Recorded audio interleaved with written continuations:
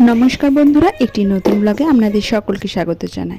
आज देखुन आज बिकेल बेलार समय बाड़ीते फुचका निये आसा हयेछिलो। बेश अनेक दिन धरे फुचका खाওয়া হয় না। আর ঝাল ঝাল বেশ ফুচকাটা খেতে তো খুব ভালোই লাগে। বাইরে যাওয়া হয়নি তাই বলেই দিয়েছিলাম কিছুটা পরিমাণ ফুচকা বাড়িতে নিয়ে আসতে।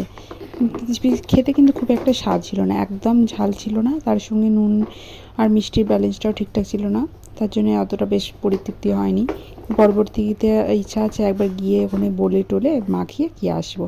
যদিও তেঁতুল জলটা বেশ টেস্টি বানিয়েছিল, কিন্তু ওর মধ্যে ধনে পাতা বলুন কিছুই সেরকম মশলা ছিল না, তবুও বেশ ভালোই টেস্টি লাগছিলো।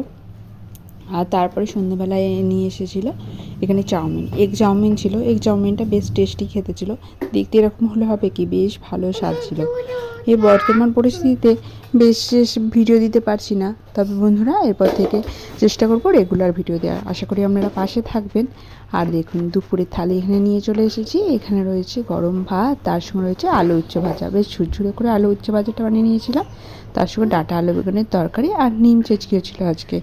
সন্ধ্যেবেলায় দেখুন এখানে আমরা বসে বসে বিভিন্ন মুভিসের গান দেখছিলাম।